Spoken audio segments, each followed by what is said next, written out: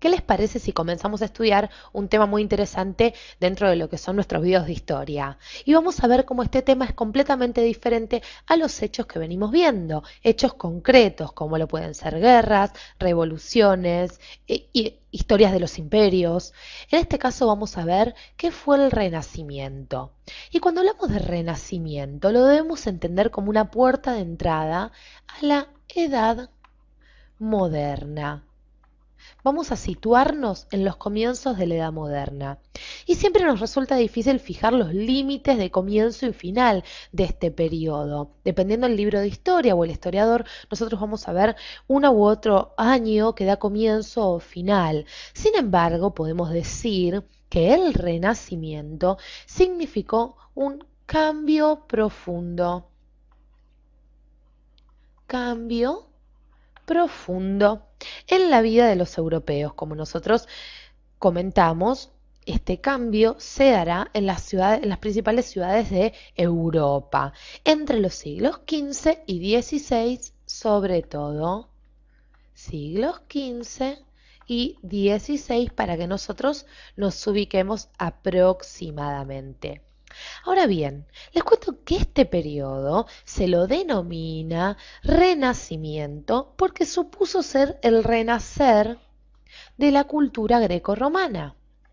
Renacer de la cultura greco-romana. En caso que quieran interesarse o que quieran conocer un poquito más de la cultura grecorromana, los invitamos a que vean nuestros videos de la antigua Grecia y la antigua Roma. Entonces, este renacer de la cultura grecorromana suponía un retorno a los orígenes del ser humano, una especie de vuelta a lo natural. Vuelta a lo natural, a la armonía, a, si se quiere, la simetría, a la contemplación de la naturaleza, ¿sí? Significaba un cambio rotundo sobre todo. Muy bien, el Renacimiento, y ahora sí pasemos a nuestras siguientes imágenes, como tenemos aquí, va a comenzar a darse o a gestarse sobre todo en Italia, tal como tenemos la bandera de Italia. Sobre todo en la ciudad de Florencia. Florencia, ¿sí? Y es el lugar, Italia y sobre todo Florencia, en donde el recuerdo de la cultura romana estaba todavía latente. Y a su vez se va a retornar, como decíamos, también a la cultura griega, sobre todo de la mano de varios pensadores bizantinos que en ese momento huían de los turcos que los estaban persiguiendo. Como decíamos, Florencia iba a ser la ciudad por excelencia donde encontraríamos al Renacimiento expresarse en su mayor esplendor.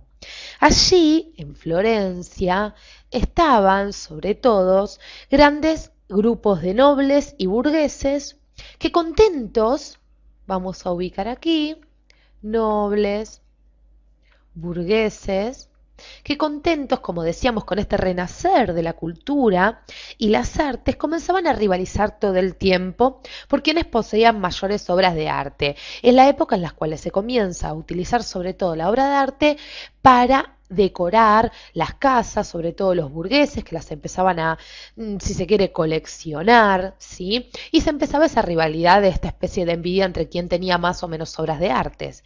Ahora bien, ¿quiénes son los pintores más famosos o los artistas que más sobresalían?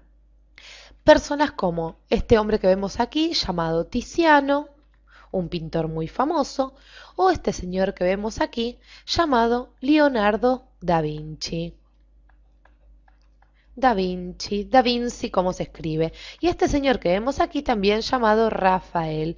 Y permítanme que volvamos a nuestra pantalla principal para detenernos en este cuadro que nosotros no hemos comentado al principio. ¿Por qué? Porque ya que hablamos de Leonardo da Vinci, Leonardo, les comento que esta es una de sus obras más importantes, llamada La Gioconda, o la Mona Lisa, también como lo suelen llamar algunos. La Gioconda es un cuadro que fue hecho entre 1505 y 1506. ¿Sí? Se considera que esta es su etapa, si se quiere, en la cual se termina de concluir, pero el cuadro se comienza a elaborar a partir de 1503, siendo en 1505 y 1506 en esa brecha de tiempo en el cual se termina. Y hoy en día este cuadro está en uno de los museos más famosos de Francia, el Museo del Louvre. Por ende, cualquiera que tenga oportunidad de poder visitar aquel museo tan importante, no se pierda de ver esta imponente obra. Muy bien, ahora sí volvamos a nuestros amigos que teníamos en nuestra pantalla, que eran ni más ni menos que Tiziano, Leonardo da Vinci y Rafael. Ahora bien, estos hombres, sobre todo Leonardo da Vinci, eran sorprendentes. ¿Por qué? Porque ellos no se limitaban a ser simplemente pintores, sino que también, junto con el Renacimiento, se trajo un renacer de las ciencias, una evolución de la ciencia y ciertos conocimientos. Y ahora sí, vayamos a ver cuáles fueron uno de los descubrimientos más importantes del Renacimiento, que serán ni más ni menos que la imprenta. Esta máquina que vemos aquí, la imprenta.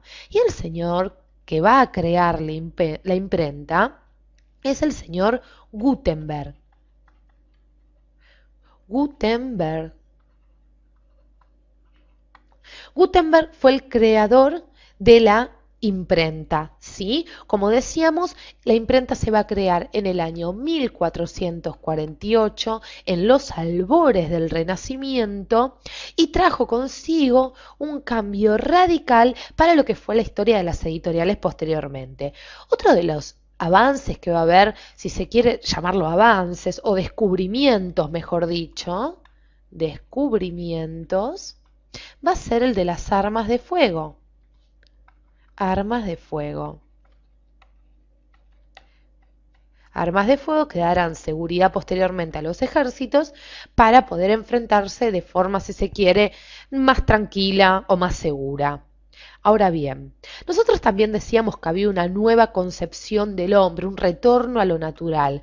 Hablemos un poquito de esta nueva concepción del hombre. Nueva concepción del hombre. Y para eso los invito a que veamos esta imagen, este dibujo que ha hecho Leonardo da Vinci, muy importante, que nos va a servir para graficar esta nueva concepción del hombre. ¿Sí? Les cuento un poquito. El hombre del Renacimiento se consideraba totalmente diferente al del Medioevo. Cuando nosotros estudiamos tanto el hombre del Renacimiento como la concepción que se tenía del hombre del Medioevo, vemos que hay un cambio totalmente radical. Porque durante la época medieval, la cultura había sido teocéntrica. Esto significa que todo giraba en torno a Dios. Teo es Dios, ¿sí? Entonces Dios era el centro, ¿sí? Pero el hombre del Renacimiento, como decimos, va a ser un hombre diferente. Va a buscar la verdad, va a sentir curiosidad por todo y sobre todo comenzará a depositar su fe en la razón. Fe en la razón. Ya no creerá que Dios puede darle las respuestas a todos, sino que empezará a investigar, se apoyará en la ciencia. Él va a alejarse de Dios de alguna manera para fijarse en sí mismo. Y esta vuelta del hombre a sí mismo es lo que se llama antropocentrismo, totalmente diferente al teocentrismo. Antropocentrismo. ¿Sí? En donde el hombre pasa a ser el centro de todas las cosas.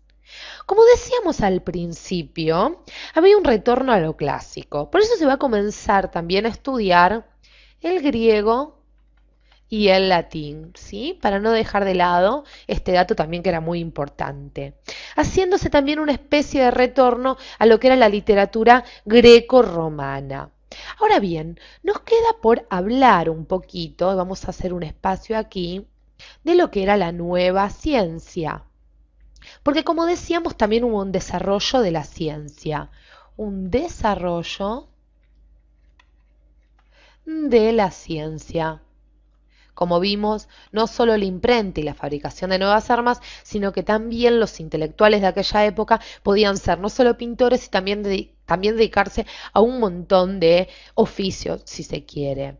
La ciencia evolucionaba sobre todo por este nuevo afán del hombre de explicar racionalmente todo lo que lo rodeaba. Entonces, el hombre buscaba una explicación racional a todo. Y como decimos, este afán de buscar una explicación racional a todo es lo que lo ayudará a desarrollar posteriormente o a crear muchos avances científicos. Y entre ellos, entre los hombres destacados, vamos a nombrar a Nicolás Copérnico. Nicolás Copérnico. Nicolás Copérnico, que vivió desde el 1473 al 1543. Les cuento un poquito que Nicolás Copérnico es considerado el máximo representante de la ciencia moderna y también de la astrología renacentista. Él descubrió que no eran los astros los que giraban alrededor de la Tierra, sino que la Tierra y los demás planetas lo hacían alrededor del Sol. Y eso fue la teoría más conocida y famosa de la Edad Moderna, llamada heliocentrismo. Heliocentrismo. Con lo cual Nicolás Copérnico nos daba a conocer que era el Sol el centro del sistema solar, del sistema planetario. Muy bien, esto es básicamente cuáles fueron los avances y algunas características propias del Renacimiento. Los invito a que sigan viendo nuestros videos para conocer otros hechos importantes de la historia moderna.